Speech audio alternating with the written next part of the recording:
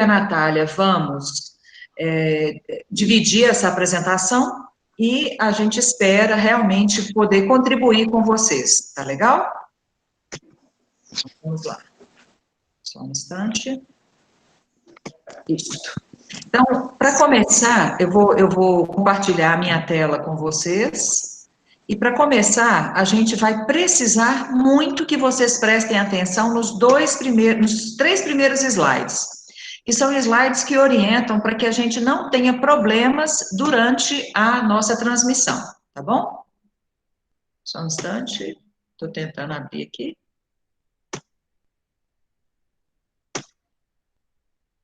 Vamos, meu querido, apresente. Agora vai dar.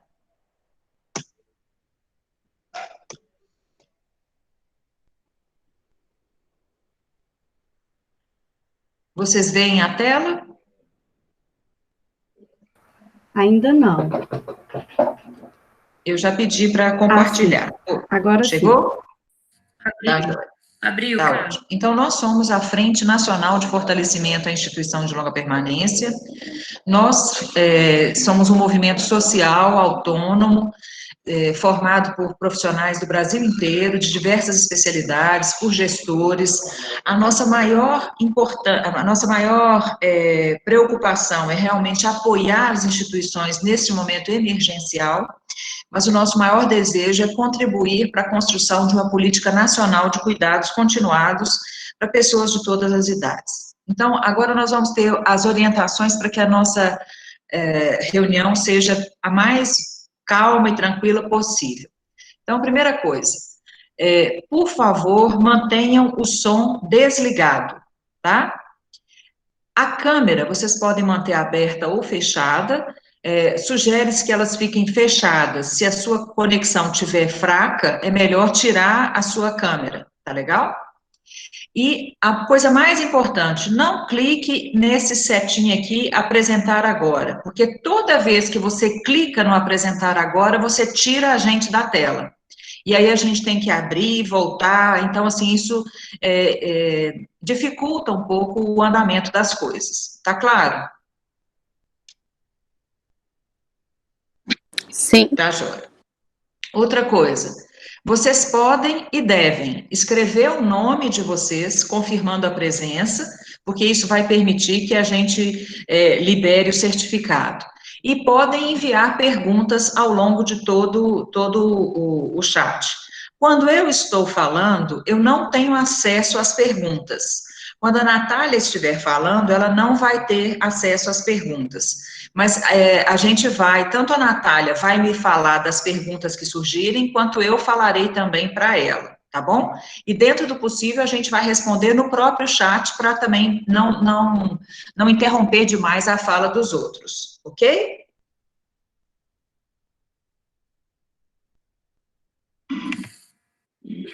Certinho, né? Sim. Tá, joia. Então, gente, por que nós estamos aqui? Porque a face mais cruel da pandemia é o abandono de idosos. E a morte de idosos, mais da metade dos óbitos provocados pela Covid-19 no hemisfério norte, na Europa, nos Estados Unidos, aconteceu dentro das instituições. Isso também aconteceu no Canadá, e a gente hoje no Brasil, a gente tem óbitos de pessoas idosas que moram em instituições no país inteiro. Então, o que a gente queria lembrar para todos nós é que o vírus, ele não inventou essa situação, ele apenas trouxe para o radar essa fragilidade, essa vulnerabilidade da população idosa institucionalizada.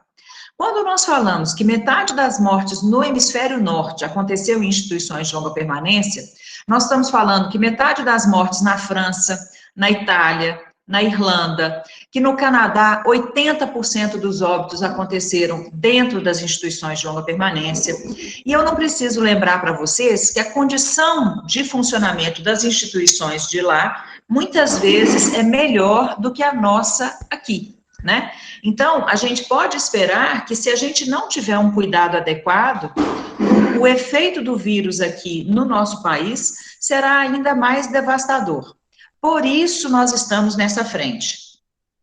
Então, nós já temos idosos que faleceram aqui. Ó, Covid mata metade dos idosos infectados em asilos de Campinas, as mortes se espalham em asilos de São Paulo, tem morte no Ceará, tem morte em Alagoas, tem morte em Minas Gerais, aqui em Curvelo, em Carmo do Cajuru. Então, no Espírito Santo, o que a gente observa é que o que aconteceu na Europa está se aproximando de nós. Então, nós precisamos estar muito atentos, porque os nossos recursos não são os mesmos. Então, qual que é a visão da Frente Nacional? É ser um referencial de interlocução e assessoramento da Comissão de Defesa dos Direitos da Pessoa Idosa, da Câmara Federal, mas também das Assembleias Legislativas, das Câmaras de Vereadores, onde a gente puder ser um espaço de fomento, apoio e empoderamento técnico direcionado à comunidade institucional, sejam eles residentes, familiares, profissionais ou gestores.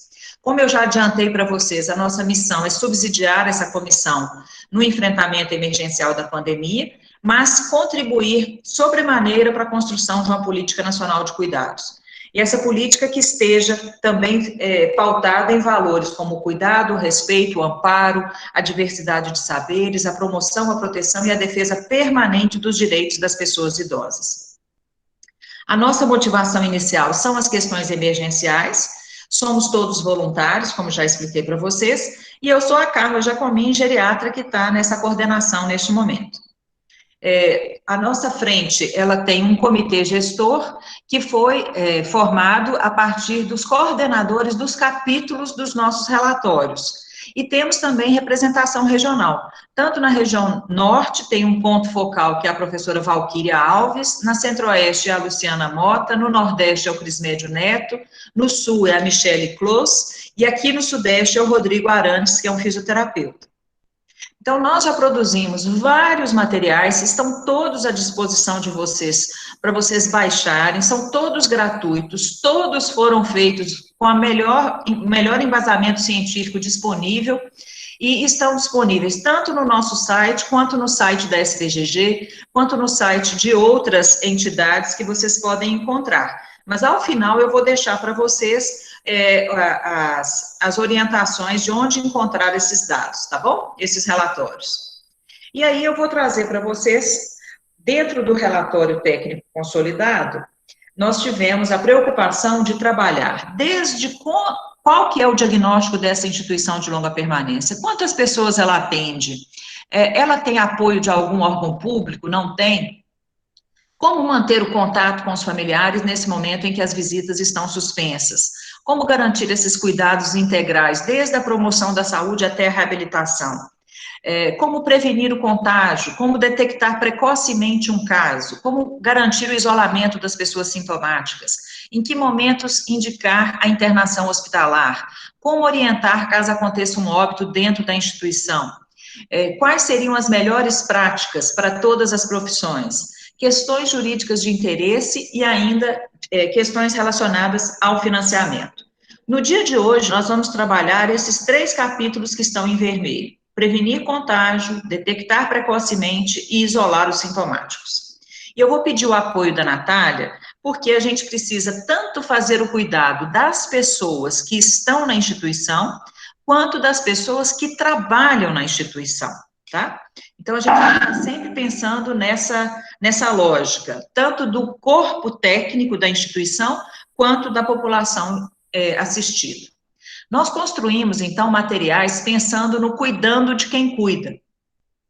Como que a Covid é transmitida, como que a gente pode se proteger desse coronavírus, como se prevenir, desde a hora que a pessoa acorda em casa para ir trabalhar, como que ela vai pegar, por exemplo, se ela vai de carona, se ela vai a pé, se ela vai de bicicleta, se ela vai de transporte público, quais cuidados ela deveria ter, o que ela deve fazer na hora que ela chega na instituição, se ela troca de roupa, se ela toma banho, como que ela cuida ao longo do todo o seu dia de trabalho e também como que ela retorna para casa, que cuidados ela deve ter. Sempre pensando, gente, que o coronavírus, ele está em toda parte. Então, nós somos todos potenciais contaminantes e contaminados. E, nesse sentido, a gente não tem que procurar culpados. O que nós precisamos é ter a garantia de que nós estamos fazendo tudo o que é possível ser feito à luz do que se sabe até agora. Por que essa preocupação? Porque nós precisamos cuidar de quem cuida.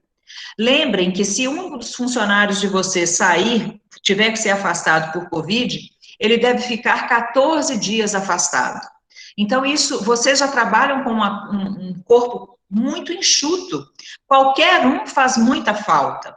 Daí a nossa preocupação. E, além disso, você pode ter um funcionário que esteja contaminado, que vai para casa, e quando ela vai para casa, ela mora com alguém, ela mora com um velho também, ou a mãe, ou o sogro, ou a sogra. Então, todos nós somos responsáveis. Essa preocupação vale para todos os ambientes. E como que eu vou, então, prevenir contágio? Alguém está com o som aberto. Como que eu vou prevenir contágio? Primeira coisa, nós sabemos que nós estamos com as visitas suspensas, mas eu devo rastrear diariamente quem vem até a instituição.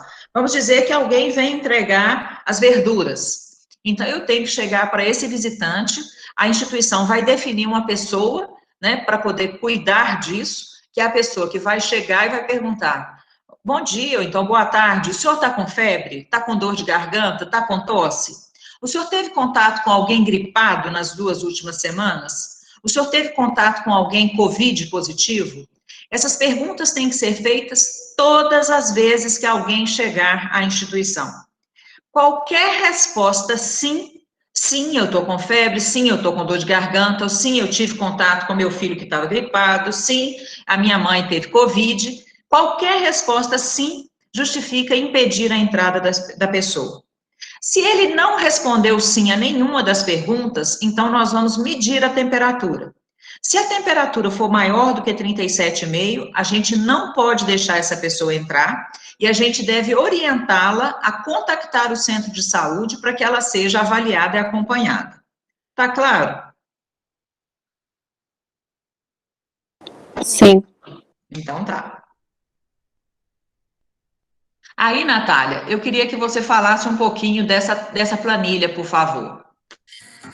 Então, pessoal, a gente propõe, já está disponível para vocês no material, para que seja baixado, né, no material da cartilha, essa planilha, que é uma planilha que a gente propôs agora é quase uma terceira versão da cartilha, que nós incluímos esse material disponível, que é uma planilha que a gente sugere que seja utilizada para monitoramento da equipe, dos colaboradores da equipe, que sejam suspeitos ou que tenham confirmação para COVID. Como Carla colocou, esse é um momento que nós também vamos estar atentos a cuidar de quem cuida.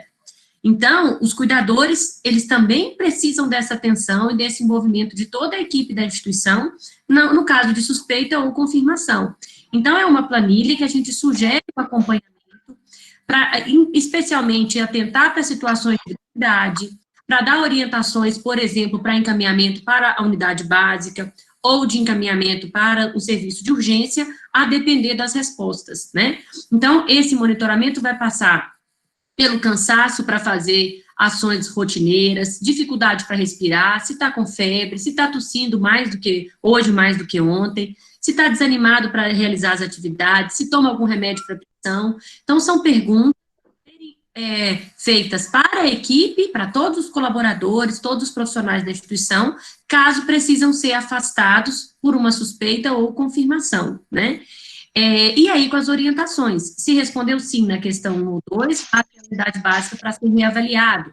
Nas demais questões, 3 ou mais dias, com mais de 4 respostas sim, vá até uma unidade básica para ser reavaliado. Então, esse monitoramento a gente propõe aqui até o 7º dia, né, para ser feito com toda a equipe, uma planilha que tenha os 7 dias da semana e que pode ser usada por até 2 semanas, né, no período que a gente coloca que é importante esse monitoramento, o isolamento, em caso de suspeita ou confirmação. Então, é uma planilha que a gente já incluiu, né, na nova versão da cartilha, e a gente vai explicar isso aí, que pode ser para ser utilizada na instituição. E outra questão, gente, é sempre lembrar também de monitorar com quem essa pessoa mora, né? Porque, como eu disse, a nossa preocupação é para toda a comunidade, tanto a que está na instituição, quanto as pessoas que vivem com o cuidador. E aí nós temos que monitorar esses profissionais ativamente também. Se a pessoa tem febre, tosse, dor no corpo, coriza, falta de ar, dor de garganta, e qual que é a temperatura que ela chegou naquele dia. Porque qualquer sintoma é justificativa para não entrar para trabalhar, ok? O que isso diz para nós? Que eu tenho que pedir a essa pessoa que procure o centro de saúde mais próximo ali da instituição e que ela verifique, então, se ela está com a Covid. Por quê? Nós queremos impedir a entrada do vírus na instituição. Essa preocupação tem que ser todos os dias. Nós não podemos baixar a guarda, tá? E se a pessoa tiver qualquer sintoma, ela deve avisar. Por que a gente está dizendo isso? Porque às vezes o funcionário tem medo de perder o emprego, ou acha que é só uma bobagem, que é só uma coriza, que não é nada, e aí a gente acaba relaxando, né? E deixa a pessoa entrar na instituição e junto com ela entra também o vírus. E aí a gente vai estar colocando em risco as pessoas que estão ali dentro, tá? Então, esse monitoramento dos profissionais, ele precisa ser diário e baseado na confiança que a gente tem um no outro. Outra preocupação é rastrear os moradores. Então, todos os dias, medir a temperatura 2 vezes e registrar. Se a temperatura for maior do que 37,5, ou seja, se a pessoa estiver com febre, deve ser comunicado ao coordenador da ILPI e ao centro de saúde de referência. Medir a oxigenação 2 vezes ao dia e registrar. Se a pessoa já tem uma oxigenação basal mais baixa, eu vou acompanhar se essa oxigenação cai. Mas é de se esperar que a oxigenação seja maior do que 95%. Se ela for menor, isso já deve significar um sinal de alerta. Se a pessoa já tem uma oxigenação mais baixa, eu vou partir do basal dela e vou acompanhando. E também devo observar se existe alguma alteração do comportamento usual da pessoa.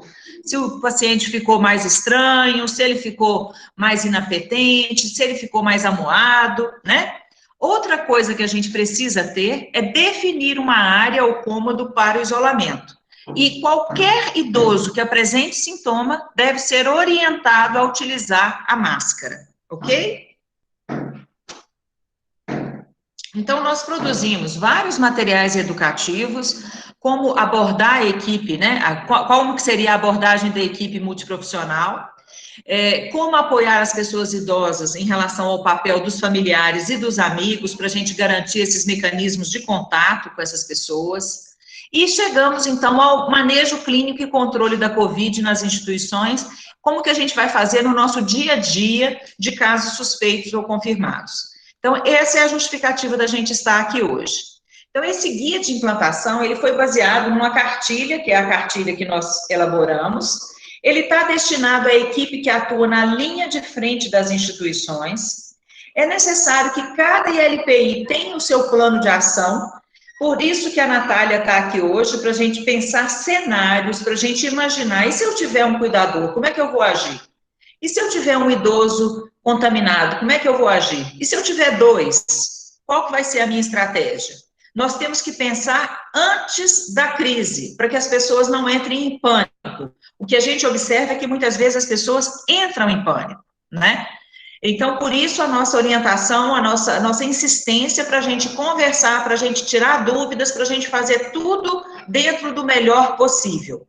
Também é muito importante articular com a gestão municipal da saúde, com a gestão da assistência social, para a gente construir um plano de contingência, né? E vários materiais estão disponíveis para vocês neste link aí abaixo, que também vai estar super à vontade para vocês. Volto a insistir, por que nós estamos aqui? Porque se vocês pensarem, o país que teve menos mortes por Covid em instituições foi a Alemanha, com 36%. Na Bélgica, 53%. No Canadá, 62%. Na França, 51%. Na Irlanda, 60%. Então, nós não devemos ser diferentes deles. Por isso, a nossa única preocupação é garantir que não haja contágio. Essa é a nossa maior chance diante da pandemia. Qual que foi? Oi? Só um minutinho. Cecília, por gentileza, você clicou aí no ícone da apresentação e retirou a nossa apresentação. Por favor, Cecília, bem-vinda. Você está projetando seu celular na tela. Carla, você retorna aí, fazendo favor? Tá.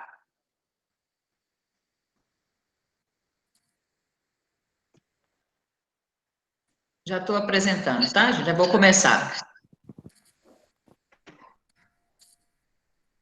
Voltou, Carla. Tá, peraí, só um pouquinho. Então, essa cartilha, ela foi baseada no modelo que foi utilizado tanto no herpes zoster quanto com pessoas com tuberculose. Ela foi construída a partir de um grupo de infectologistas e professores da Unifesp, da Universidade Federal de São Paulo.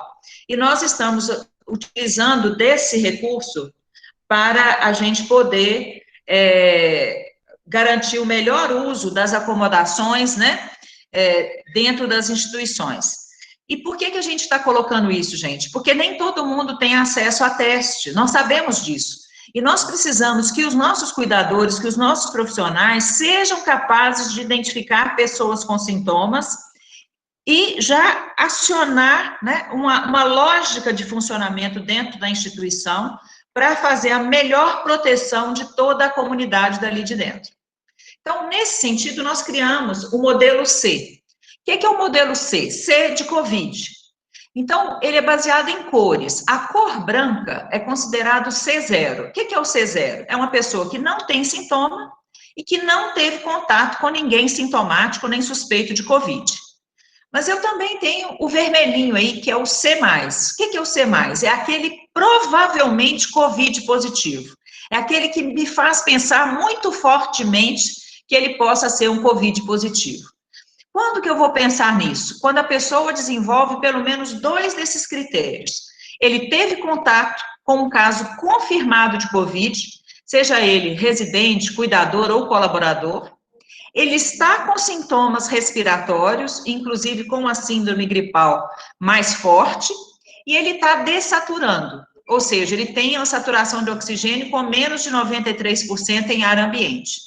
Então, esses critérios são suficientes para eu pensar, olha, pode ser COVID. Isso tem que me criar uma situação de alerta, por isso que a gente colocou aí esse vermelho aí para nós. Temos que fazer alguma coisa. A pessoa teve contato com algum caso confirmado, a pessoa está gripada e a pessoa está dessaturando, isso para mim é COVID. É assim que a gente tem que pensar. A outra possibilidade é o laranja, que a gente chama de CC. CC é aquela pessoa que teve contato com um paciente provável, que ainda não tem diagnóstico, ou mesmo que já foi confirmado, mas não está com sintoma. Quem seria essa pessoa? É a pessoa que dorme no quarto com alguém que está gripado, por exemplo. Ele ainda não manifestou sintoma, eu sei que o colega dele de quarto está vermelhinho, então eu tenho que ter uma atuação diferenciada com essa pessoa CC. O C- é aquela pessoa que tem uma síndrome gripal leve, mas que não está dessaturando, não está me causando maior preocupação. E o C-REC é aquele que já teve COVID, mas recuperou. Então, ele está aí como azul. O que é importante para a gente utilizar esse manejo? É garantir que pelo menos 2/4, ou se possível mais, porque se precisar de haver admissão durante o período da COVID, eu tenho que ter um quarto de isolamento para essa pessoa que foi recém-admitida. E se eu precisar de isolamento para aquela pessoa que estava num quarto com alguém que desenvolveu COVID, eu também vou precisar que essa pessoa vá para um outro ambiente. Então, nós vamos explicar isso direitinho para vocês aqui no nosso passo a passo. Então, vamos acompanhar comigo. Vou começar aqui desse primeiro retângulo aqui. O paciente tem critério para síndrome gripal. Por quê? Porque ele está com febre, ou porque ele está tossindo, ou porque ele perdeu o apetite, ou porque ele mudou, ele caiu o estado geral dele. Se isso estiver acontecendo, eu vou observar, então, essa pessoa está com dificuldade para respirar? Ela está com baixa de oxigênio? Ela está respirando com uma frequência respiratória maior?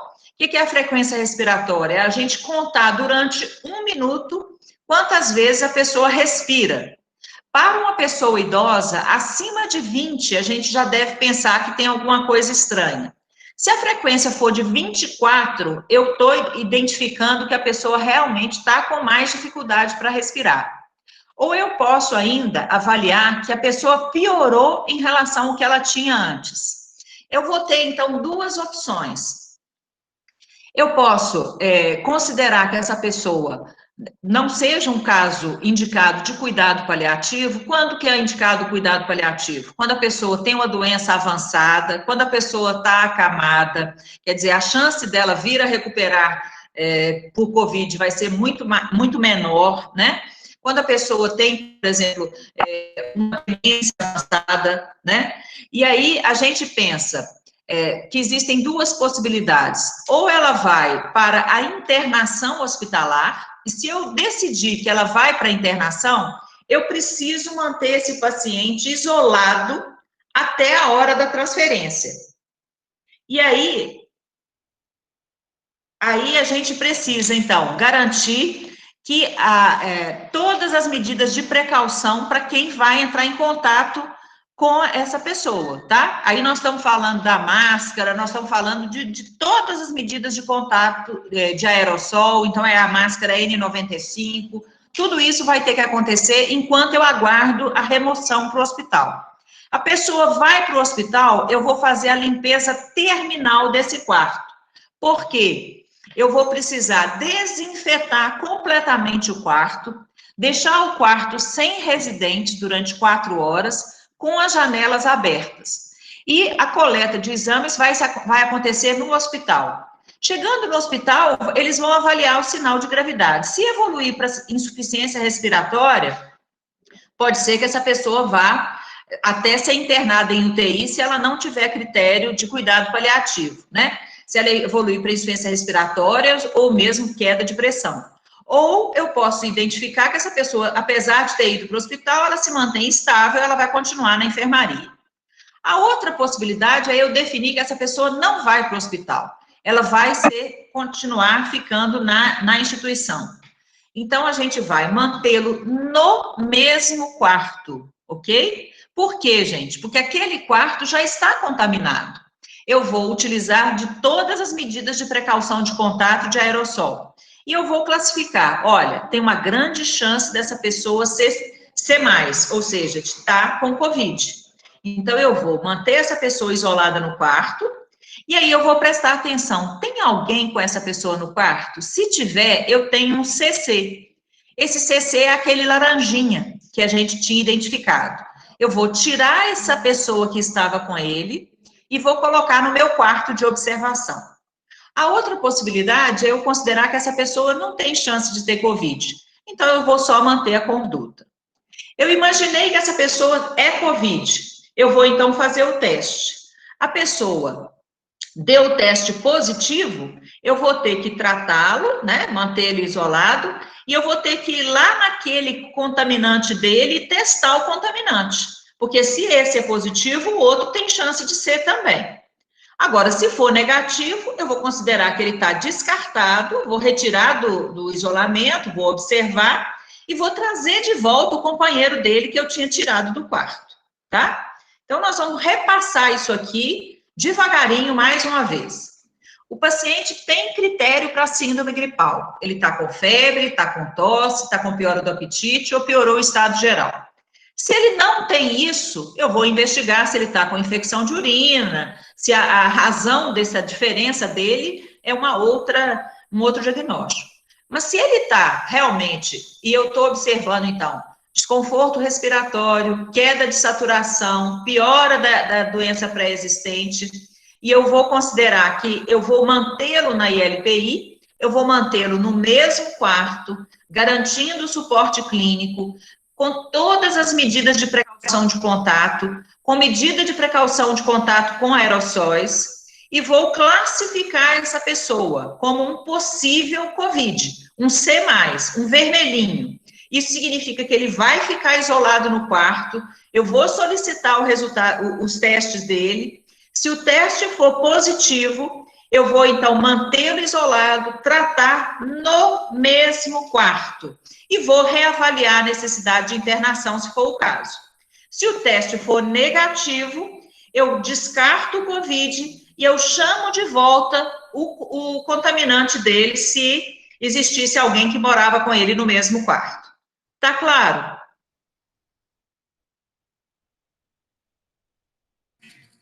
Sim. Ok. Aí nós vamos conversar um pouquinho agora sobre os testes. Existem dois grandes tipos de testes. Um são os testes imunológicos, que a gente considera testes rápidos. E o outro é o teste, que são os métodos moleculares, que é o RT-PCR. Vamos falar primeiro do teste rápido. Recentemente, aqui em Belo Horizonte, chegou um teste rápido que detecta antígeno.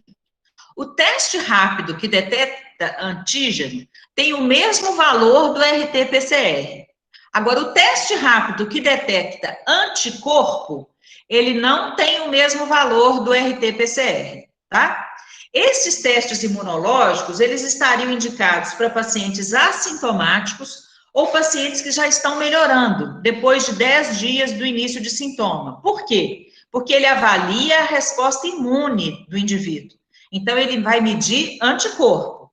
No caso do teste do RT-PCR, ele detecta o vírus, ele detecta o pedacinho do vírus, o RNA do vírus que está lá. E aí, ele vai ter maior chance de pegar isso se for do 3º ao 10º dia, porque ele identifica o vírus ativo no organismo. Se a gente for olhar no gráfico aqui, então, aqui, nesses 2 primeiros morrinhos azul que estão aqui, vai do dia 0 até o dia 7. Vocês podem notar que a chance de eu encontrar o RNA do vírus ou o antígeno do vírus é maior depois do 2º dia aqui, ó, do 3º ao 5º dia, são os melhores momentos para a gente detectar a presença do vírus, ok? Passou do 5º dia, 6º dia, 7º dia, o que a gente vai observar? Uma queda da presença de vírus. Então, fica mais difícil eu identificar o vírus aqui. Então, já está começando a hora da gente pensar no teste sorológico, que seria depois do 10º dia, tá? Porque o 10º dia, o corpo já está produzindo anticorpos que vão falar que a doença está ativa ou que a pessoa teve contato com o vírus. Se for o IgG, que é mais tardio, aí pode ser um sinal de cura da doença. Mas o teste fundamental para a gente ver se a pessoa tem COVID é o RNA aqui viral ou um antígeno viral, ok?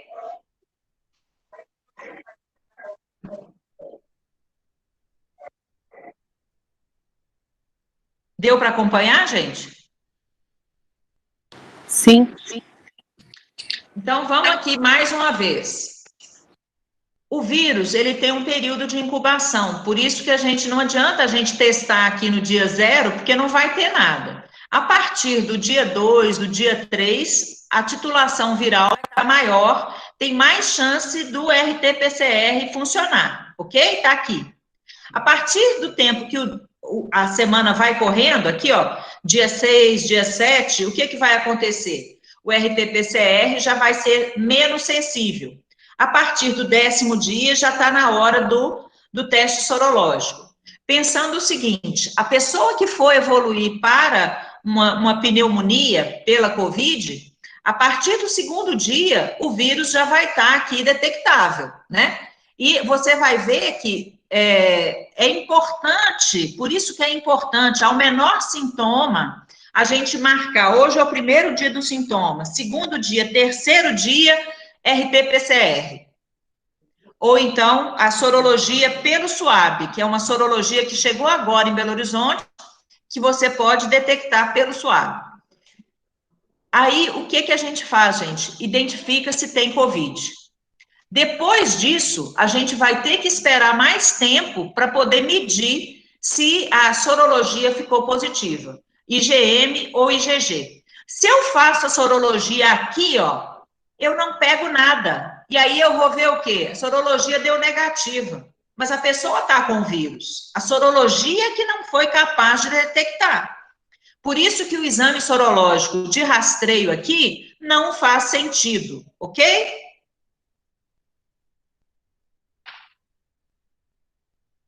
Ok. Então tá. Então, quando que a gente utiliza o teste?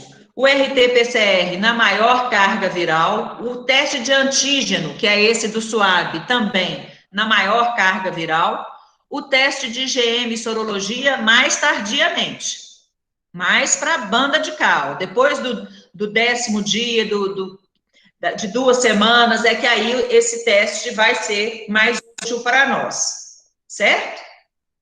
Então, pedir teste rápido, neste momento aqui, para poder identificar se tem vírus ou não tem vírus, não faz sentido.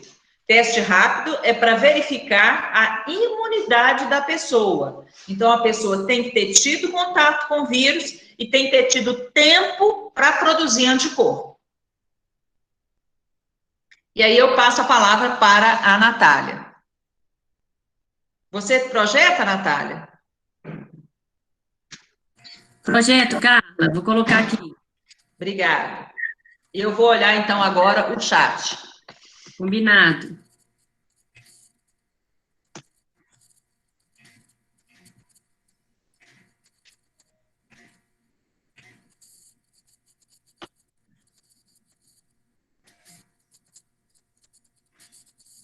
Vocês já estão vendo a minha apresentação? Sim. Sim. Sim. Obrigada. Então, pessoal, como Carla colocou, nós vamos precisar fazer um monitoramento, um registro de todos esses sinais e sintomas que os idosos residentes e também os cuidadores apresentarem, né? Então, a gente mostrou para vocês, no início, algumas formas de monitoramento e de registro na chegada desse profissional, da equipe toda de cuidadores e dos demais profissionais da instituição.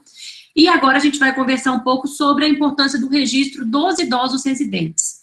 Então, a gente propôs nesse material a utilização do Kanban. O Kanban é uma forma de registro muito usada em serviços hospitalares, nas emergências, e a gente vai utilizar como uma ferramenta que vai permitir o gerenciamento do cuidado. Essa ferramenta vai permitir que a gente possa monitorar o dia a dia dos casos na instituição. E esse monitoramento, ele é fundamental para a tomada de várias decisões. Então, a gente vai apresentar para vocês aqui algumas formas de registro do Kanban, que a gente chama de registro por quarto da instituição, do registro por ala ou por corredor, como a instituição estiver organizada, e de um registro mais panorâmico, que permita ver a situação dos casos suspeitos e confirmados em toda a instituição. Então, vamos começar pela planilha por ala. Então, como Carla colocou, a gente utiliza do modelo C para classificação, utilizando das cores, né? Então, o C+, como suspeita forte, o CC como contactante desse idoso residente com suspeita forte, o C-, uma suspeita fraca, o C0, aquela pessoa residente sem sintoma ou sem contato, e o C-REC como a pessoa que teve e que recuperou da Covid. Então, vamos acompanhar esse registro aqui, então. Aqui é uma ala de uma instituição que tem 6 quartos. Um quarto está destinado para observação e outros 5 quartos, né? Então, vamos pegar esse quarto 4 aqui, onde a gente teve o São Antônio com uma suspeita forte a partir do dia 5. Então, o São Antônio foi classificado pela corzinha vermelha aqui a partir do dia 5, né? Então, o São Geraldo, que estava no quarto com o São Antônio, vai ser importante que a gente desloque o São Geraldo, por isso a necessidade de 2 quartos, que a gente sugeriu, no mínimo 2 quartos na instituição. Claro que a gente tem acompanhado na frente instituições como Carmo do Cajuru, como São Gotardo, com uma alta suspeita. Hoje saiu no estado de Minas a situação de uma instituição Vicentina e Martim Campos, que às vezes 2 quartos não é mesmo suficiente. Instituições que têm 18 casos positivos, que têm 20 casos positivos, então a instituição vai, à medida da necessidade, se organizando para isso. Então, por isso a importância da gente projetar cenários, e a gente vai falar um pouco mais sobre isso. Então, aqui, o Sr. Geraldo, eu levei o Sr. Geraldo para o quarto de observação, porque é mais importante deslocar a pessoa contactante, o suspeito, caso a instituição tenha condição que ele seja mantido no mesmo quarto, porque a gente sabe de toda a contaminação no ambiente, né? Na cabeceira da cama, na cômoda do lado da cama, no chão, né? Então, é importante, dentro das possibilidades, que seja deslocado o contato. Então, o Sr. Geraldo foi para outro quarto. Então, ele ficou lá no dia 5, 6, 7, 8. No dia 9, o Sr. Antônio fez o RT-PCR, e o resultado do Sr. Antônio, aqui no início ele fez, e aqui veio o resultado. O resultado do RT-PCR do Sr. Antônio veio negativo. Isso significa o quê? Isso significa que eu já posso retornar o Sr. Geraldo para o quarto dele de origem aqui, né? Então, quando eu tenho o resultado do RT-PCR, o contactante com o resultado, o resultado da pessoa isolada dando negativo, o contactante pode, então, retornar para o seu quarto, né? Então, aqui é só para mostrar para vocês como que essa utilização do modelo C que a gente propõe pode auxiliar nessa organização da instituição. E a gente vai ver o quanto que isso é importante, porque quando a instituição tem um caso suspeito, 2, 3, pode ser que esse manejo seja um pouco mais simples. Mas quanto mais idosos residentes suspeitos e quanto mais, por exemplo, funcionários confirmados, mais vai requerer da instituição essa organização e esse gerenciamento. Então, aqui essa planilha mostrando a ala. Aqui a gente coloca, na cartilha tem disponível, essa planilha, esse modelo de planilha aqui em Excel, que tem um grau de complexidade maior para ser operado, mas que a instituição tem toda a condição, quem tiver condição, e alguém na equipe que tenha conhecimento de Excel para poder utilizar. E nós colocamos também a planilha no formato de Word, que a instituição pode imprimir, né, utilizar da melhor forma, fazer à mão, o que for possível dentro da condição de cada instituição, mas para que tenha esse registro mensal aí, feito diariamente, e a visão do mês de todos os idosos residentes. Então, aqui é um modelo que tem lá disponível para ser baixado na cartilha para a instituição utilizar. E aí, na porta do quarto, a gente sugere que também tenha essa sinalização, mais à frente a gente vai mostrar as propostas de sinalização, mas que também tenha essa condição de visualizar a situação daquele quarto da instituição. Então, aqui o quarto lá do Sr. Antônio e do Sr. Geraldo, né, mostrando ele como C+, aí durante esses 4 dias, depois o resultado do RT-PCR, e o Sr. Geraldo que tinha saído desse quarto e ido para o quarto de isolamento, para o outro quarto de isolamento. E aqui, então, uma visão panorâmica da instituição, que vai mostrar, então, nesse caso aqui, a instituição que tem 14 quartos, todos os residentes da instituição, e aqui a gente fez um recorte por 15 dias, mas que a gente tem lá a planilha durante todo o mês, para que a instituição possa, então, ir sinalizando aqueles casos que são suspeitos e confirmados dentro da casa, né? Então, essa é a proposta de utilização do modelo Kanban para esse monitoramento e registro dentro das instituições. E aqui, então, a gente deixa disponível para que a instituição também baixe lá na cartilha e utilize essa orientação para classificação, que está junto de um material de guia de bolso, para reforçar, para que todos os cuidadores saibam o que significa a cor branca como C0, a cor vermelha, quando que a gente vai ter os critérios para que se classifique como C+, os contactantes, o C-, né, com síndrome gripal leve, sem critérios maiores para classificação como suspeita de Covid, e o CREC, aqueles que contraíram, que estão recuperados. A gente ainda coloca na cartilha essa outra forma de fazer a gestão diária dos idosos, que a instituição pode também adotar, é uma planilha em Word que está disponível para o registro. E aí, muito importante que a instituição, nessa construção de cenários, já tenha, por exemplo, essas planilhas organizadas, com o nome dos residentes nos quartos, a data de nascimento, a data de início dos sintomas, a data de notificação, e aí reforçando a importância da primeira suspeita, que a vigilância epidemiológica, a vigilância sanitária municipal seja informada, porque nesse momento a gente não pode estar sozinho, né? As instituições precisam de apoio, e a melhor forma de buscar esse apoio é comunicar a primeira suspeita.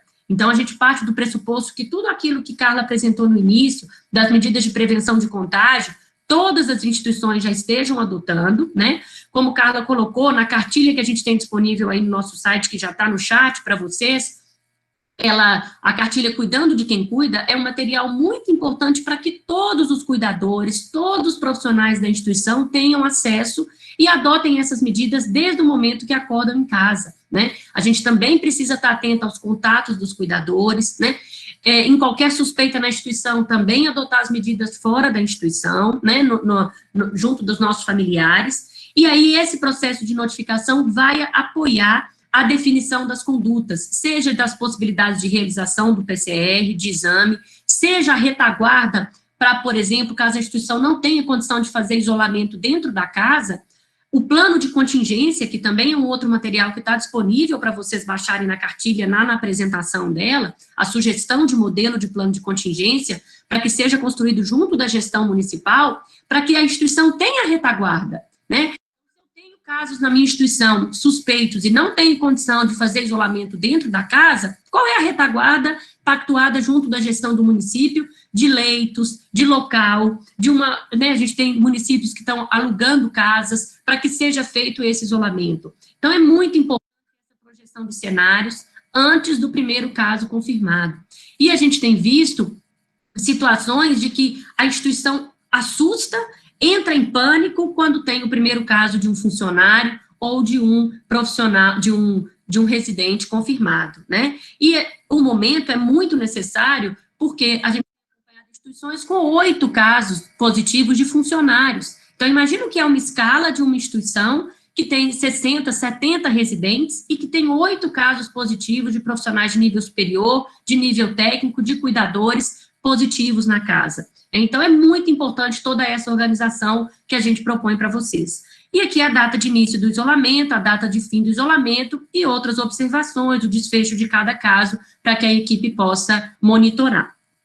Aqui uma planilha proposta para que vocês possam fazer um monitoramento, e a gente sugere que seja pelo menos 2 vezes ao dia, de todos os idosos residentes. Então, também está lá disponível para vocês baixarem esse material, né?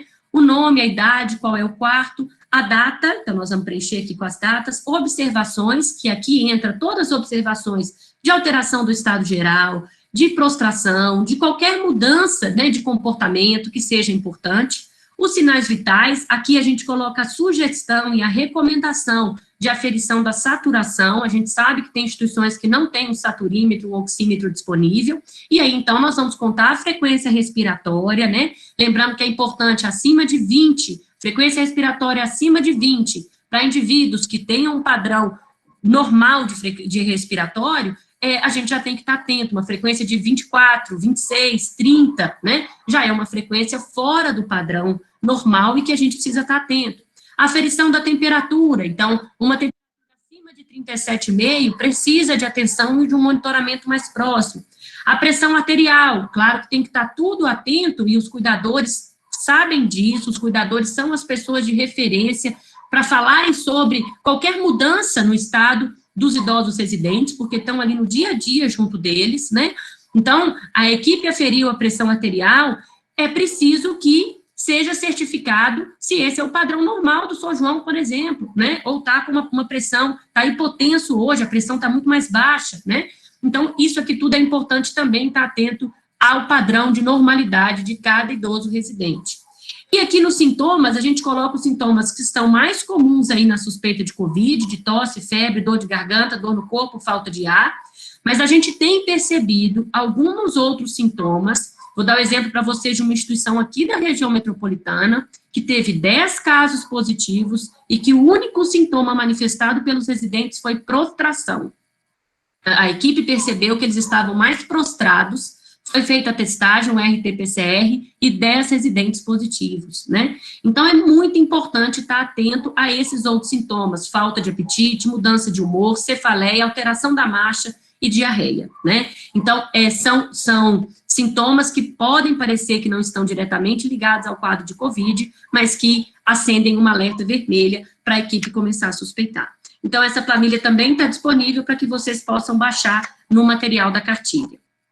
E aqui, então, o guia de bolso, como eu falei com vocês, é uma proposta de uma colinha mesmo para a equipe, para que cada cuidador, cada técnico de enfermagem, cada pessoa da equipe que está ali envolvida no cuidado diário dos residentes, tenha essa colinha. No verso dela, a gente coloca os sintomas que tem que, né, estar mais atento para cada uma dessas classificações, e aí tem na cartilha os links disponíveis para ser baixados, tanto esse guia de bolso aqui, quanto as planilhas que eu mostrei para vocês do Kanban, tanto em Word quanto em Excel, ok? Natália, volta anterior.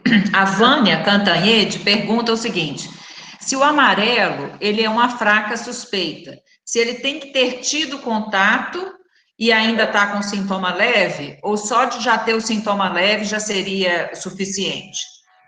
O amarelo é um C-. Então, é uma síndrome gripal leve que não é classificado como um CC, como um C+. Então, é um caso que a equipe, naquele momento, não considera como critérios maiores para ser classificado como um C+, né? Então, não tem um quadro febril permanente, não tem, por exemplo, a tosse, não está queixando dor de garganta, é um quadro, por exemplo, de uma manifestação com uma coriza leve, né, com um início de alteração aí, que a equipe começa, está atenta, né, mas classifica como um C-.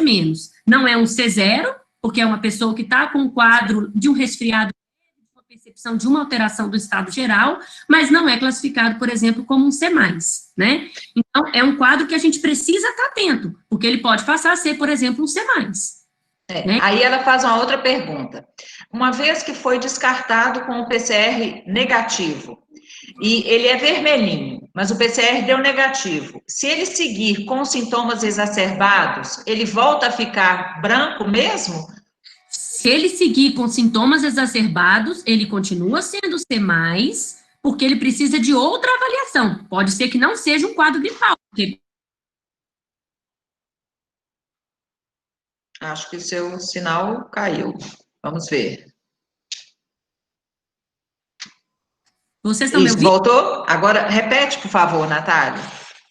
Desculpa. Então, se veio um RT-PCR negativo, o quadro continua um quadro muito alterado, com muitos sintomas respiratórios, é preciso uma outra avaliação, porque esse quadro, com certeza, não vai ser gripe, se é um quadro já passou de 7 dias, mas é um quadro que precisa de uma avaliação para uma doença secundária respiratória. É muito importante a avaliação dessa pessoa, desse residente em especial. Pode ser um outro quadro de uma pneumonia, de uma complicação e que precisa de uma atenção especial. A outra pergunta dela é o seguinte: a data do RT-PCR da ficha é a data da coleta? É a data da coleta. A gente ficha a data da coleta do RT-PCR. Só a Vânia aqui, a Vânia perguntou de novo, mas teve contato? Não, não precisa ter contato. Se ele teve síndrome gripal, já é suficiente para ser amarelo, tá?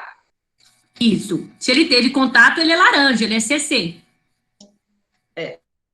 Exato. Deu para entender? Deu para entender, Vânia?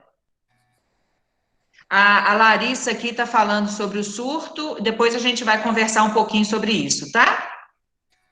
Pois não, Natália, por favor. Bom, então aqui a gente traz algumas orientações importantes em relação ao isolamento preventivo. Bom, a gente sabe que esse é um momento muito difícil para admissão dentro das instituições de longa permanência, mas a gente sabe de situações que são inevitáveis nesse momento para admissão. Então, a gente vai falar de pessoas idosas que estão vindo do domicílio para a instituição de longa permanência e pessoas idosas que estão vindo transferidas de outro residencial. O que é importante a gente estar atento? Para todos esses casos, a pessoa idosa que está vindo do domicílio, a gente vai considerar, no máximo, essa pessoa como contactante. Então, é importante a gente considerar o período de observação, verificar se essa pessoa tem um exame de PCR ou teste de sorologia recente, atentar para a data de realização desses exames, para que a gente possa definir o período de isolamento preventivo a ser adotado, né? Então, é muito importante essa atenção de toda a equipe, seja da pessoa vinda do domicílio, seja as pessoas que vêm transferidas de outra instituição. A pessoa transferida de outra instituição, é importante a gente considerar um período de observação de 2 semanas, de 14 dias, considerando essa pessoa como contactante, e a gente vai monitorar esse idoso residente aí durante esses 14 dias, estando atento ao histórico de síndrome gripal. Claro que, de novo, a gente vai verificar se tem um exame PCR, se tem um RT-PCR ou teste de sorologia e a data de realização desses exames. Então, essas são as possibilidades de admissão nas instituições que a gente considera, nesse momento, importantes para que a equipe esteja atenta. Mas a gente também precisa estar muito atento ao que a gente chama de readmissão na instituição daquelas pessoas que são egressos, que estão saindo da alta hospitalar, que tiveram uma internação ou por uma causa não respiratória, por exemplo, um idoso que tem uma insuficiência cardíaca grave, que tem uma doença de base grave, uma condição crônica grave, que precisa ser assistido numa unidade de urgência, por exemplo, né? Como que a gente vai fazer quando esse idoso tem alta dessa internação clínica, por exemplo, não respiratória, né? O que é importante? Nós vamos considerar o período de observação de 2 semanas, considerando esse idoso como contactante. Então, esse idoso que volta de uma internação, que volta de uma avaliação na UPA, que ele passou no serviço de urgência lá 24 horas, ele precisa voltar para o serviço em isolamento e ser monitorado durante 2 semanas. De novo, a gente vai estar atento a exame de PCR ou teste de sorologia realizado, para que a gente possa, então, flexibilizar ou não esse período de isolamento do egresso hospitalar, né? Para aquele idoso residente que está vindo da internação hospitalar pós-internação por Covid, o que é importante a equipe estar atento?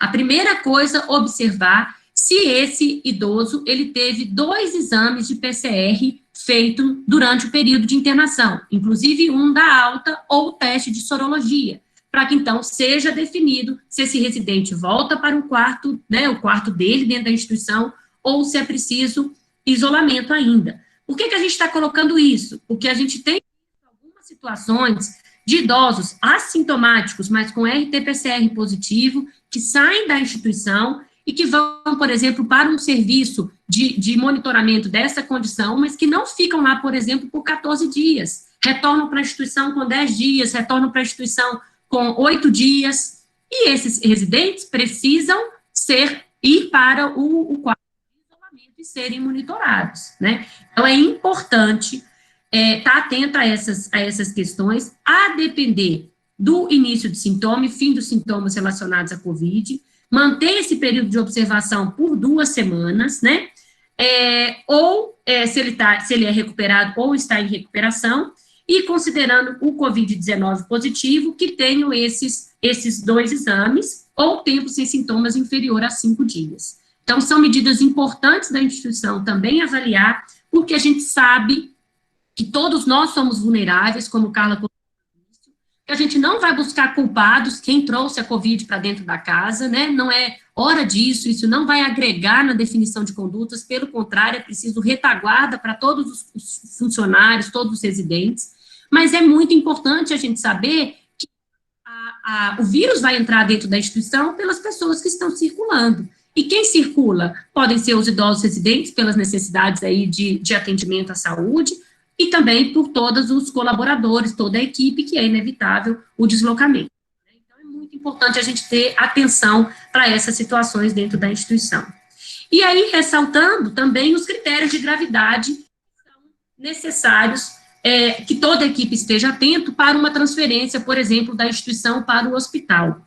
É claro, pessoal, que a gente tem tido muitas situações de instituições, e a gente sabe disso, né, pelo nosso país afora, de instituição que não tem uma equipe de profissionais de saúde atuando, que estão lá dentro, os cuidadores, né? Ontem mesmo, no momento que a gente fez, a gente teve instituições que se manifestaram, né? Que manifestam para a gente fora dos nossos momentos de treinamento, colocando que a instituição tem uma equipe de cuidadores que está lá na linha de frente, mas que não tem um enfermeiro, um médico, não tem profissionais de retaguarda ali na instituição.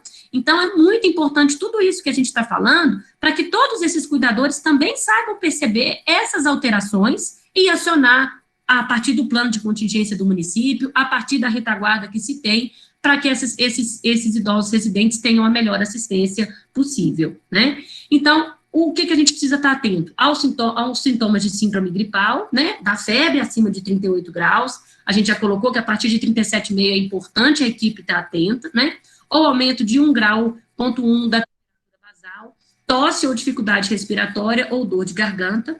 E aí, alguns outros pontos importantes. A saturação menor que 93%. Claro que a gente precisa estar atento ao padrão basal, a situação comum daquele idoso residente, né? E a gente já conversou com instituições que tinham idosos residentes que tinham um padrão de saturação de 94%, e que a equipe consegue manejar e dar assistência adequada. Esse era o padrão. Então, não era uma complicação da COVID naquele idoso em especial. Então, esse conhecimento da equipe é muito importante.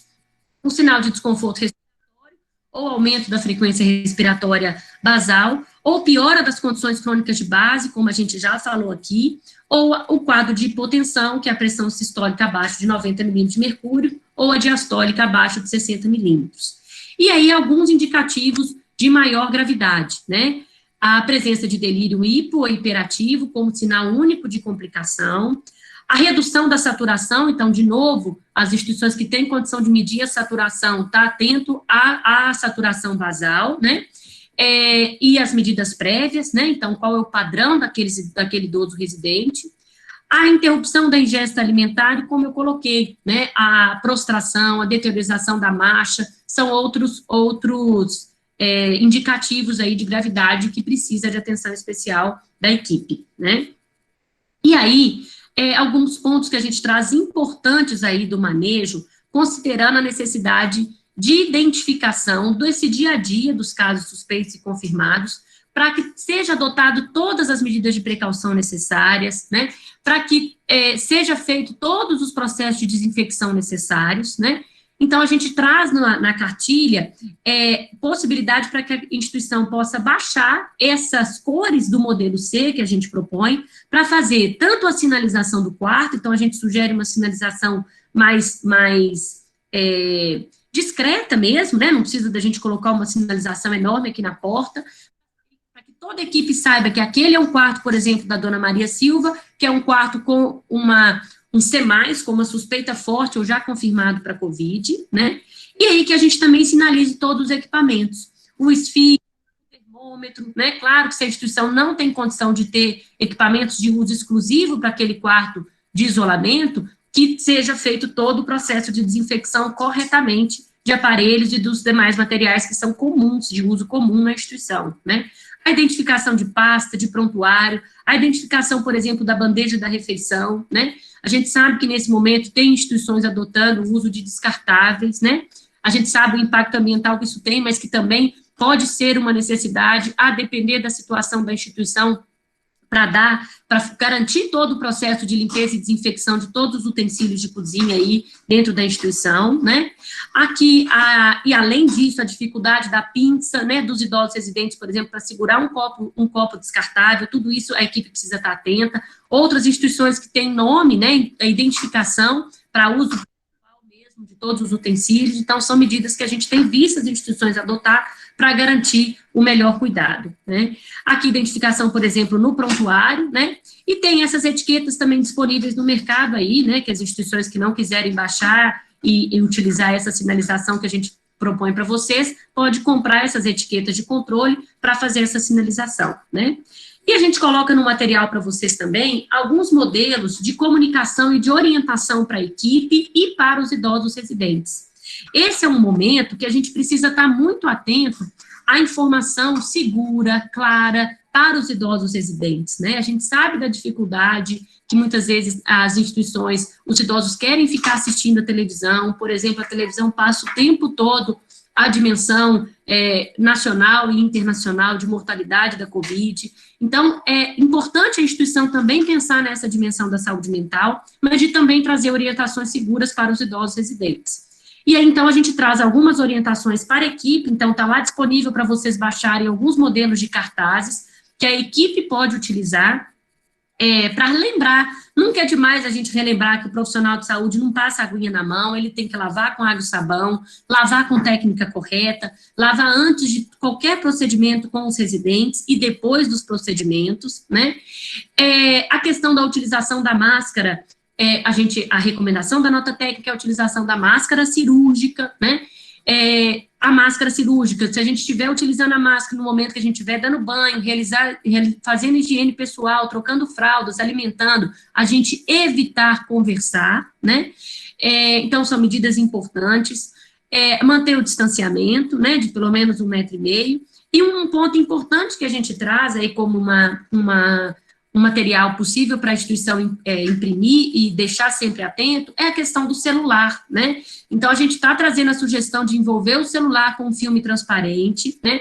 Para que esse celular protegido possa ser feita a desinfecção com um pano com álcool 70%, para que ele também não seja uma fonte de contaminação, né? Então, se o funcionário vai ficar com o celular durante o horário de trabalho, para que tenha essa condição de envolver o celular e, de hora em hora, esse celular ser feito nesse celular um processo de desinfecção também, né? E aqui é um material do Ministério da Saúde de atenção para os sinais de gravidade, que a gente também coloca disponível para impressão. E aqui algumas orientações para os idosos residentes, né? Então, ressaltar, nunca é demais a gente falar do contato, né, de não colocar as mãos nos olhos, nariz e boca, não levar as mãos no rosto. A gente sabe da recomendação de utilização de máscara nos idosos residentes nas instituições, mas a gente também sabe da dificuldade dessa utilização. Então, é muito importante que cada instituição avalie a sua condição. Se tem idosos residentes que é possível que ele retire por ele mesmo a máscara em qualquer situação, esse idoso, a gente vai tentar convencê-lo, informá-lo da importância da utilização da máscara. Mas a gente sabe de outros idosos residentes que não têm condição de fazer uso da máscara. Então, é importante que a equipe esteja atenta, né? Esteja atenta a quê? Onde esse idoso está colocando a mão, a importância do distanciamento, né, entre os demais idosos residentes, né? Do não compartilhamento de materiais, né, de uso individual. Então, a gente coloca lá uma sugestão para esse cartazinho: cuide de você e de seu amigo, não empreste óculos, escova, nem pente, telefone, talher, copo ou garrafas, né? E também a importância da gente trazer um reforço positivo, de mensagens positivas, né? Porque a gente sabe o quanto que todos nós já podemos estar cansados de todas essas recomendações, mas nunca é demais a gente relembrar e a gente cumprir com aquilo que a gente sabe que é uma medida de prevenção eficaz, que é a lavagem das mãos, a utilização da máscara, a garantia do distanciamento social e trazer mensagens de que as coisas vão dar certo, né? Que nós temos tentado fazer o melhor possível e deixar isso muito claro. A gente sabe da dificuldade nesse momento que o distanciamento requer do contato, do afeto, né? Nós mineiros temos essa dimensão do afeto aí muito, muito forte, né? Do abraço, do toque, mas a gente também pode estar presente pelo olhar, pela escuta atenta às necessidades de todos esses idosos residentes, né? Então, são medidas de cuidado que a gente está reforçando aqui com todos vocês. Então, acho que são esses pontos, né, aqui algumas referências que a gente utilizou no material. Eu quero agradecer a todos vocês aqui conosco, quero agradecer também a presença de várias enfermeiras gerontólogas aí do Departamento de Enfermagem Gerontológica da ABEM de todo o país, que estão participando conosco e que vão colaborar para replicar, para serem multiplicadoras desse material em todas as regiões do país, em vários estados, especificamente estados que têm um número maior de instituições. Então, eu quero agradecer imensamente a presença de todos e a gente está à disposição aí para as dúvidas e para os comentários de vocês. Obrigada. Natália, o Amable pergunta quais seriam os EPIs necessários para os cuidadores e técnicos de enfermagem. Então, os EPIs recomendados nesse momento, que está também na nota técnica 5, que a gente pode disponibilizar para vocês, né, a versão mais atualizada dessa nota técnica, é importante a utilização da máscara cirúrgica, que é a recomendação, a recomendação traz a utilização da touca, do avental. Então, a gente sabe de instituições que às vezes têm dificuldade de adquisição do avental, e aí a gente vai, por exemplo, garantir a troca de roupa. Essa orientação está lá no material, na cartilha Cuidando de Quem Cuida, que a gente traz a recomendação da troca da roupa ao chegar na instituição, né? Então, se não é possível a garantia do uso do avental, a troca da roupa. A touca, e naqueles procedimentos que têm risco de formação de aerossol, por exemplo, exemplo, que são dependentes de oxigênio, né, que vai fazer um procedimento que tem risco de aerossol, aí sim é importante a utilização da máscara N95, né? Então, são medidas importantes aí de serem adotadas e seguidas pelas instituições para a gente garantir e minimizar o potencial de transmissão e de casos nas instituições. Arão pergunta se a Frente Nacional já tem dados oficiais de casos confirmados e óbitos, né, de idosos residentes em ILPIs.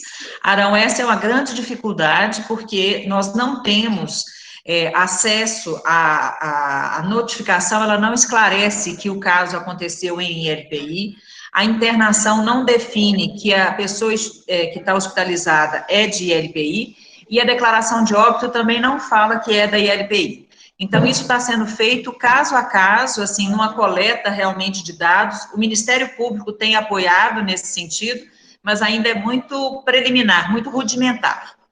A Casa de Repouso Confrade Olien José Nascimento pergunta se o material de slides pode ser disponibilizado por e-mail. Esse material dos slides já está disponível na cartilha. Vocês têm um link, uma apresentação em PowerPoint similar a essa nossa, para que vocês possam replicar esse material e fazer outras discussões dentro das instituições de vocês. Então, pela cartilha, vocês conseguem baixar uma apresentação já em PowerPoint da própria cartilha com toda a equipe. O que a gente queria dizer, gente, é assim, ninguém larga a mão de ninguém. Se vocês estiverem vivendo alguma situação de crise, nós estamos aqui para tentar apoiá-los, né? E a Natália também tem um projeto na PUC no Lar, que também serve de apoio. Isso, obrigada, Carla, que eu já estava... Então, na PUC, nós temos um projeto de extensão que se chama PUC no Lar. Vocês podem acessar aí, tanto pelo Instagram, quanto pelo Facebook, quanto pelo YouTube, e a nossa página, que é pucnolar.site. A gente está trabalhando a partir de dúvidas das pessoas que estão na linha de frente nas instituições. Então, vocês podem acessar e colocar lá as dúvidas de vocês. E nós já temos vários vídeos disponíveis, são vídeos curtos, de 1 minuto e meio, respondendo a essas dúvidas, com as referências, todas eles bem embasados, das dúvidas que estão sendo manifestadas. Então, dúvidas pedidas pelas pessoas que estão na linha de frente, né? Então, por exemplo, tem várias dúvidas da equipe de Carmo do Cajuru, que nós apoiamos de perto, de outras instituições aqui da região sudeste, que a gente também acompanhou de perto, né? Daqui de Belo Horizonte, que a gente já tem várias instituições com casos positivos aqui em Belo Horizonte, de Contagem, de Betim. Então, vocês podem ficar à vontade para acessar e para manifestar, inclusive, as dúvidas de vocês. Eu vou colocar aqui no chat todos os links para que vocês possam ter também. E o importante, a gente volta a dizer, se tiver caso suspeito, avise rápido, peça ajuda rápido, porque isso vai minimizar o contato dentro da instituição. Não finja que não está acontecendo, é a pior coisa que pode acontecer para vocês. Outra coisa, entrar em contato com as famílias, orientar, falar que vocês estão fazendo tudo o que é possível, para que vocês não sejam surpreendidos também com calúnia, com esse tipo de fofoca horrorosa que acontece nessas horas, tá? Então, quanto mais transparente, quanto mais sério nós formos, melhor para todos nós, tá bom? E nós, na frente, estamos aqui para apoiar. Naquilo que for possível a gente apoiar, nós vamos apoiar, seja com informação, seja com orientação, com o que tiver ao nosso alcance.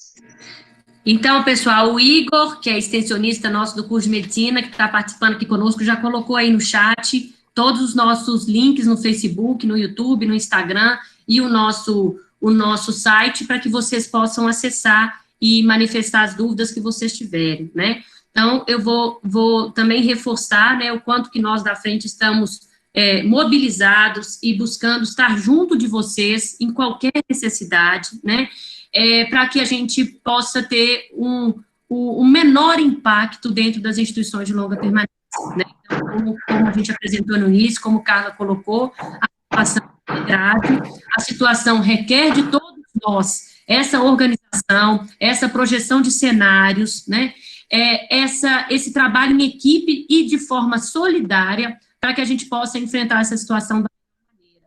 A gente também tem, pessoal, feito algumas propostas de ações para serem implementadas com os idosos residentes e que a gente também vai colocar disponível no site. Então, a gente está implementando algumas práticas, por exemplo, sobre fatos e boatos em relação à Covid, para ser feito com os idosos residentes, uma proposta do autoabraço, uma proposta de Dia da Saudade, né, para relembrar várias questões afetivas e emocionais dos residentes, uma tarde de poemas e de poesias nas instituições. Então, esse material a gente tem feito e disponibilizado a cartilha com passo a passo para que as instituições possam implementar. Então, a gente está disponibilizando para os municípios de Betim, Contagem diretamente, onde a gente está mais próximo, mas nós já vamos colocar esse material no site para que vocês também possam acessar e implementar nas instituições, porque a gente sabe que muitas instituições, a equipe multiprofissional está mais afastada, né, então não tem atuação direta do nutricionista, da fono, do fisioterapeuta, do profissional de educação física,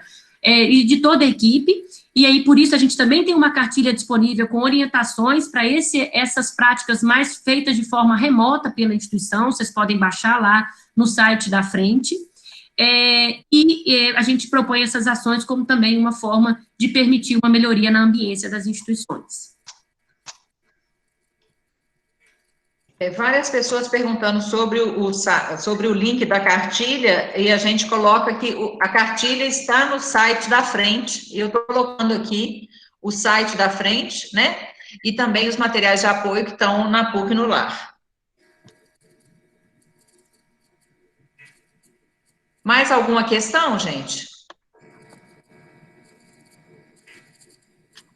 Às vezes também a gente quer colocar para vocês isso, por favor, né?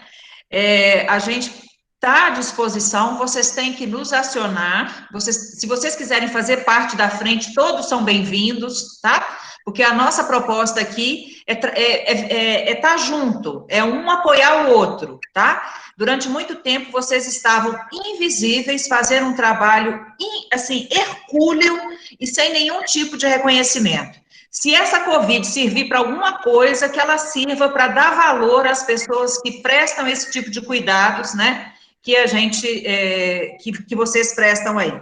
Natália, a Larissa está perguntando sobre um surto no asilo de Ubá, aí eu acho que seria interessante ela entrar em contato aí, né, para poder tirar as dúvidas. Então, Larissa, se você quiser colocar seu contato aqui no chat, pode colocar, que eu te mando um WhatsApp e a gente pode conversar sobre as necessidades de vocês e como que a gente pode apoiar, tá bom? Fica à vontade de colocar ou me mandar um WhatsApp também, se você estiver no grupo da frente. Ótimo, eu vou anotar seu contato aqui e já faço contato com você. A Simone pergunta como fazer parte da frente como voluntário. É só mandar um e-mail para a gente, Simone, e a gente te inclui aí nessa nossa frente, tá legal? Algo mais, gente? Pessoal, só quero falar com vocês que nós vamos ter hoje à tarde, às 16 horas, essa mesma capacitação. Então, caso tenha outras pessoas da equipe de vocês que vocês considerem que seja importante participar, fiquem à vontade aí para fazer a inscrição, né, pelo link no Simpla da Frente Nacional. Então, lá tem os horários disponíveis. E vamos ter também na sexta-feira, às 14 horas, para Minas Gerais. Nós já temos uma agenda aí para o país todo, então quem tiver contato com outras instituições fora do nosso estado, que quiser convidar para participar, podem fazer o contato, que a nossa agenda está sendo divulgada também pelo Facebook, pela página do Facebook da Frente Nacional, para que as instituições tenham acesso a essa conversa aqui conosco, né? Eu vi aqui que uma pessoa colocou sobre a testagem de funcionários, né? A gente coloca a Mabile, né, sobre a testagem de funcionários, por isso é importante o plano de contingência o plano de ação de cada instituição e o plano de contingência, porque a gente sabe de que o primeiro caso suspeito dentro da instituição, o ideal é sim que seja feita a testagem, que seja feito o monitoramento de todos os sintomas, né, e que seja feita a testagem aí, preferencialmente do RT-PCR, como a gente apresentou. Mas para isso a instituição precisa estar preparada para essa organização, né? Ontem a gente conversava muito sobre na capacitação que a gente fez ontem para Belo Horizonte, sobre as dificuldades de acesso à testagem, né, a dificuldade, considerando que a cada caso novo suspeito, passando por um período, é preciso nova testagem de toda a equipe, né, então, por isso é muito importante essa organização do plano de ação, mas que, em casos suspeitos, o recomendado é que seja feita a testagem. A Mariana pergunta que a LPI é filantrópica que não tem condição financeira para comprar máscara. E aí, se a gente conhece algum projeto que possa apoiá-la na aquisição de máscaras.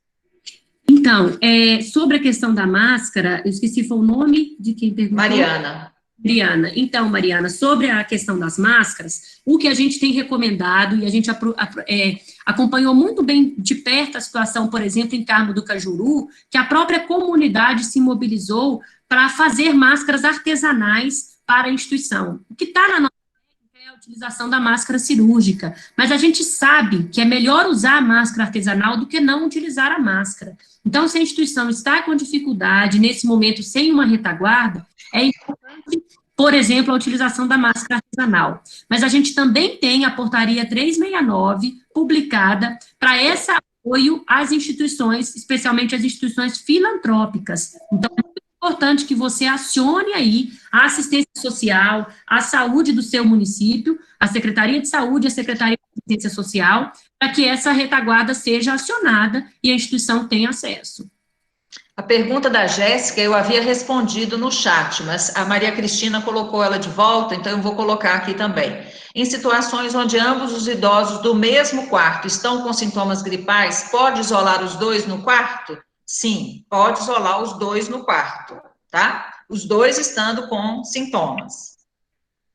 E a pergunta da Vânia, paramentação e desparamentação já estão disponíveis no material também? Esse material, especialmente, que a gente apresentou hoje, a gente não traz isso, mas a gente já tem materiais disponíveis sobre paramentação e desparamentação, né? Na cartilha nossa, no material nosso de boas práticas, traz a recomendação da utilização de EPI para situações diferentes. Então, é importante que vocês também possam acessar, que está disponível pelo site da SBGG. E também no SUS, no UnaSUS, tem vídeos sobre paramentação e desparamentação, tá? Vocês podem também verificar no site do UnaSUS. Algo mais, gente? Como manter esse quarto com dois isolados? Tipo porta, janela aberta, porta fechada, porta sinalizada com o vermelho ou amarelo, a depender da gravidade dos sintomas, não é isso, Natália? Isso, então a sinalização aí, se é um quarto de isolamento de C+, suspeito forte, a gente vai colocar o vermelho, se é um quarto de contactante, CC, a gente vai colocar o laranja. Então, essa sinalização é importante, por isso a gente traz essa colinha de bolso mesmo, para que toda a equipe saiba bem o que significa cada uma dessas cores, né? A coordenação Lar de Osanã nos orienta como conseguir os testes para os idosos e funcionários? Estamos tentando há muito tempo e até hoje não conseguimos. Alguma orientação para nos auxiliar? Eu vou te falar, Lar de Osanã, que isso depende muito da Secretaria de Saúde, isso depende muito do empenho realmente de vocês construírem esse plano de contingência. Não é fácil, vai exigir muito convencimento. Em Belo Horizonte, isso já está sendo disponibilizado. Nas cidades do interior, vocês vão ter que também cobrar do Estado, né? Eu acho que essa que é a nossa percepção. Quer dizer, realmente buscar apoio. Estão havendo algumas parcerias, principalmente com bancos, com o Rotary, mas ainda muito ainda rudimentares, muito iniciais, em que está previsto que haverá testagem. Não sei se é o caso da sua instituição. A minha sugestão seria, procure a Secretaria de Saúde do seu município, procure parceiros, né, e verifique como que isso pode acontecer.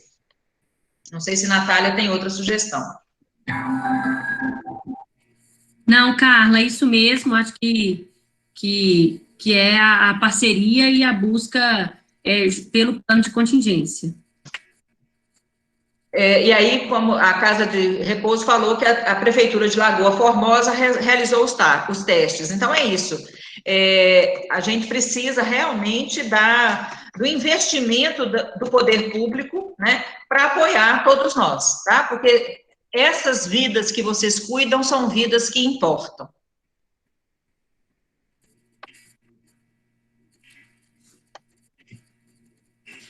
Tem uma pergunta aqui sobre a N95 e máscara cirúrgica, se há diferença de uso e eficácia. Há diferença sim, né? A máscara N95, ela deve ser utilizada junto de pessoas que têm risco de aerossóis, de formação de suspensão mesmo, de gotas, de partículas, que tem um potencial maior de contaminação. Então, a utilização da N95, ela não precisa ser feita de rotina na instituição. É uma máscara mais cara, né?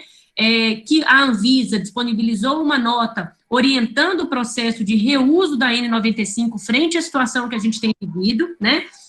Então, como a instituição pode fazer, utilizar aí por 15 dias, por exemplo, a N95, né? Por exemplo, utilizando, além da N95, aquele protetor facial, né? Que muitas instituições já também estão utilizando, e a máscara cirúrgica é a máscara que nós vamos utilizar de rotina na instituição. No dia a dia da instituição, a gente vai utilizar a máscara cirúrgica. Okay? E a última pergunta, nutrição cozinha. Tem um espaço mais afastado, de 10 metros, estamos com isolados nessa área, porém com varanda. Posso deixar os isolados irem na varanda? Ou tem que ficar totalmente dentro do quarto? O ideal é que o isolado fique realmente isolado. Então, é fundamental a gente tentar fazer a menor circulação dessas pessoas dentro da instituição. A gente sabe da dificuldade, principalmente de idosos residentes que são suspeitos ou confirmados e que deambulam o tempo todo dentro da instituição, né, que têm uma capacidade cognitiva mais comprometida. Então, é importante que o profissional que está assistindo aquele quarto de isolamento, aquele quarto de observação, ele também, nesse momento que o idoso residente circular, ele também circule para garantir a desinfecção de todos os espaços, para garantir, por exemplo, a utilização da máscara, mas o ideal é que essas pessoas tenham a menor circulação dentro da instituição. Fundamental se conseguir manter essas pessoas um quarto que tem um banheiro de acesso, que ela vai conseguir ser mantida ali, né? Daí a importância da gente também tentar trabalhar com essas pessoas que estão em isolamento, práticas, né, como essas que eu coloquei aqui para vocês, para que também a gente consiga garantir um menor impacto na ambiência da instituição. Gente, muito obrigada a todos, nós já estamos... É aconselhável o uso de máscara em idosos que não estão em isolamento? Última pergunta, e de fato, porque senão a gente não sai daqui. Sim, o ideal é que os idosos utilizem máscara dentro da instituição, porque a gente está falando de uma residência coletiva. Então, se tiver condição de garantir a utilização de máscara durante o dia a dia da instituição, é a melhor conduta nesse momento. Se não for possível, que seja avaliado a especificidade de cada instituição para a utilização da máscara. Qual conduta seguir em LPI que não tem casos suspeitos ou confirmados? Continuar atento, continuar vigilante, continuar fazendo tudo como deve ser, né? E graças a Deus não temos casos, mas se acontecer, que você saiba como lidar, tá bom? Estamos todos bem, graças a Deus, temos muito motivo para comemorar, tem muita gente que está saindo essa fase vai passar, né? Porque vai passar para todo mundo e a gente está junto. Tá bom? Boa sorte para todo mundo, muita saúde, o que a gente puder fazer, estamos juntos. Obrigada, pessoal, a gente está à disposição de vocês. Obrigada. Obrigada. Tchau. Tchau, Marcela, obrigada a você mais pelo apoio. Estamos juntas. Gente, cuidem-se. Isso, tchau.